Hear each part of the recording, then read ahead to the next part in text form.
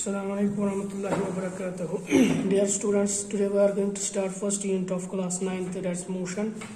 And firstly I want to define what is basically the motion. As you can see, I have written here the definition of motion. A body is said to be in motion if it changes position with respect to time and surrounding.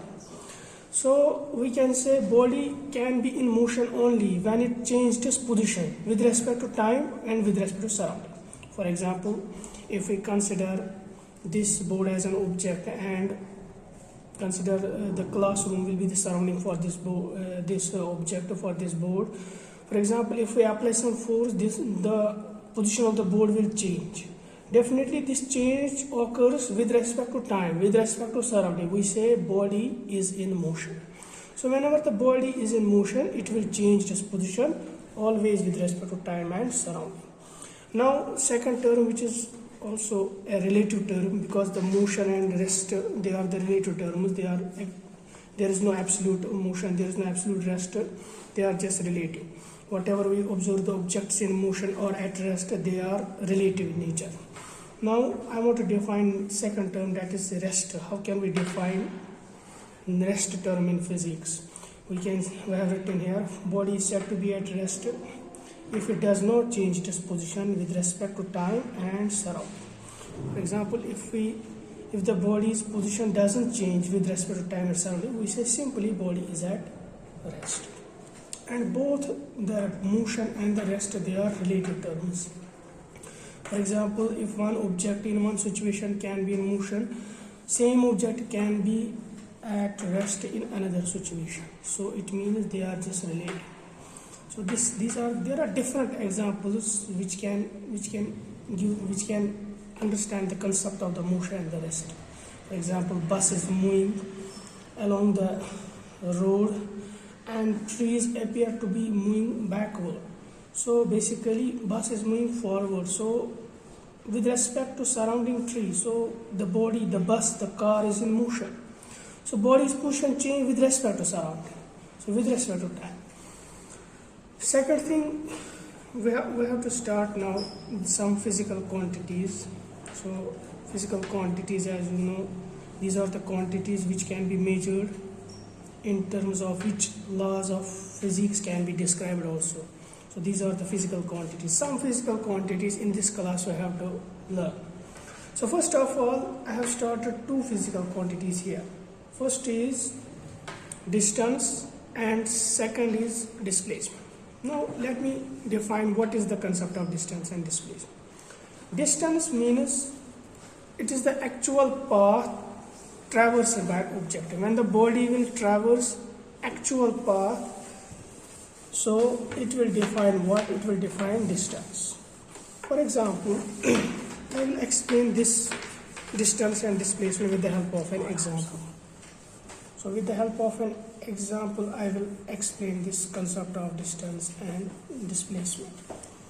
For example, let us take point A. Suppose body has started its journey, its motion from point A, and after following this path, finally it reaches the destination point B.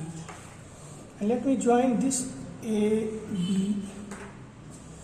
So if we talk about the distance means actual path. When the body will follow the actual path, that total path length that is traversed by an object, that's actually the distance. For example, body has started its motion from point A and it will move like this, follow this is the actual path. So this is actually the distance. Distance means when the body will follow actual path. So it is the total path length which is traveled by an object as the distance. Distance is a real term. So distance is actually a real concept. And in distance, it only gives us magnitude. So distance is a scalar quantity. Now, second term is displacement. Displacement is a theoretical concept, is a hypothetical concept. Displacement means shortest distance between the initial position of an object and the final position of an object, that will define displacement. For example, body has started its initial position from point A and finally it reached to point B. Point B we consider as final position. So this actually is the shortest path, shortest distance between this initial point and the final point. So this defined as displacement. So this displacement is shortest distance, simply the shortest distance between initial point and final point. And displacement is an imaginary term, it is an imaginary concept. And displacement is a vector quantity because it gives both, we can find the both direction as well as the magnitude of this. For example, body displacement will be always from, the direction of displacement will be always from initial to final, like I have shown here arrow. So this gives the displacement, it is in a particular direction. Distance takes place but in a particular direction. This defines distance and displacement. Now one more point regarding this distance and displacement. So for example, let me give an example. For example, a body has traversed a semicircular path. For example, this A, this is B. For example, body is moving in a semicircular path having radius r. So this will be also r. So if we want to calculate distance since it is actual path, so actually it moves like this. So it covers half of the circumference of circle. So that is 2 by r. So how much distance here the body has covered? That is pi r. Now if you want to find displacement as per the definition is shortest distance. Shortest distance will be this line from A to B. So this is r plus r because this is the radius, so it will be 2 times r. For example, let us suppose r is 1 meter. So here if we substitute, distance will be pi value, it is 3.14 multiply 1, so it will be 3.14 meter. Similarly here if we substitute 2 into 1, it will be 2 meter. So it means distance is always, in some situation it can be, the magnitude of displacement can be equal to the magnitude of distance. For example, this time we are discussing straight line motion, linear motion. So in linear motion direction is fixed. So the magnitude of distance and displacement, that is same, that is equal.